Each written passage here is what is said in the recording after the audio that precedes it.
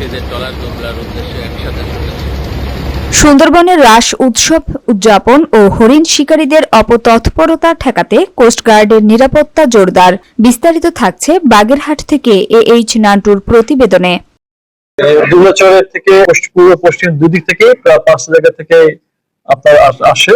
আমাদের মজান কয়রা আছে, আমাদের দিকে শরণখোলা আছে, কচিকালি আছে, সবাই মিলে দুবলাচরে ওখানে আসে এবং সেই হিসেবে আমরা 5টা জায়গাতে আমরা এখানে আমাদের চোখ আছে, আমরা খেয়াল রাখবো এবং দুবলাচরকে ঘিরে আমরা নিরবিচ্ছিন্ন আমাদের নিরাপত্তা ব্যবস্থা করে রাখবো। সঙ্গে অন্যান্য সংস্থা আছে, নৌবাহিনী অবশ্যই আছে এখানে। তো এই সময় কিছু লোক এরকম চেষ্টা করে একটু ছদ্মবেশে অথবা কভার নিয়ে এরকম চেষ্টা করে। সেক্ষেত্রে আমাদের যেন সুন্দরবনের বিভিন্ন জায়গাতে আমাদের স্টেশন আছে, আমাদের আউটপোস্ট আছে, সেখান থেকে আমরা তাদেরকে সবাইকে অ্যালার্ট রেখেছি এবং যেন এই হরিণ শিকারীরা কোনোভাবে বের হতে না পারে বা ঢুকতে না পারে।